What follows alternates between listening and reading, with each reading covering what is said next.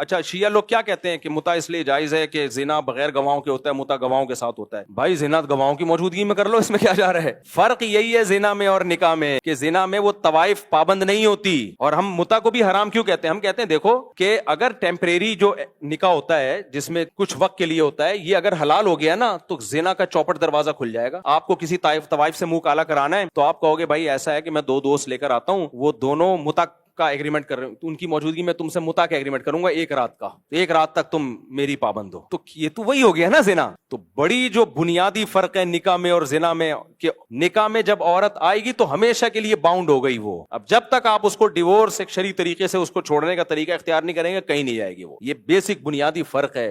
اور زنا میں وہ پابند نہیں ہے. تو آپ نے نکاح میں بھی اس سے پابندی سے آزاد کر لیا, تو زنا میں اور نکاح میں فرق کیا ہو گیا؟ ختم. اب 2 آدمیوں کی موجودگی میں ایک آدمی نے کسی خاتون سے, اب یہ مثال سے بات سمجھاتا ہوں, یہ آخری مثال ہے بس. دیکھو آپ کا کسی طوائف سے اللہ نہ کرے منہ کالا کرنے کا دل چاہ رہا ہے, طوائف سے آپ کا منہ کالا کرنے کا دل چاہ رہا ہے, لیکن آپ نے تبلیغ میں 4 مہینے لگے ہوئے, آپ نے کہا اللہ کا خوف ہے میرے میں یہ منہ کالا نہیں کر سکتا, اس کو ہم یوں کرتے ہیں کہ 2 گواہوں کی موجودگی میں ہم نکاح کر لیتے ہیں. ٹھیک ہے جی, کسی بھی مفتی سے پوچھو گے وہ کیا کہے گا؟ یہ نکاح ویلڈ ہے اور حلال ہے. یہی تو کہتے ہیں بھائی زنا کے بجائے کیا کر لو, نکاح کرو. لیکن وہ طوائف کہتی ہے تم اگر نکاح کر لو گے پھر تو ڈیورس کا حق تمہارے پاس آ جائے گا, پھر میں کہیں اور تو منہ کالا کر نہیں سکوں گی. تو آپ کہتے ہیں اچھا پھر ایسا کرتے ہیں کہ 1 گھنٹے کا نکاح کر لیتے ہیں. تو یہ کیا ہے؟ متع ہے نا, یہ حرام ہے. اس سے زیادہ آسان طریقہ یہ کہ کوئی بات نہیں, نکاح کر لیتے ہیں, جب چاہو تمہیں پسند نہ ہو کورٹ سے جا کے کیا لے لینا, کیس فائل کرنا, علیحدگی لے لینا. وہ جو پہلے 2 ہو رہے تھے نا وہ تو پھر بھی کچھ ایگریمنٹ کر کے اور باتیں, یہ تو کورٹ نے بغیر ایگریمنٹ کے ہمیشہ کے لیے عورت کو کہہ دیا کہ 1 رات بھی گزارنی ہو کسی آدمی کے ساتھ تو گزار لینا 2 گواہوں کی موجودگی میں نکاح کر کے, کیونکہ ہر وقت تمہارے پاس گھر سے بھاگنے کا آپشن رہے گا. مطلب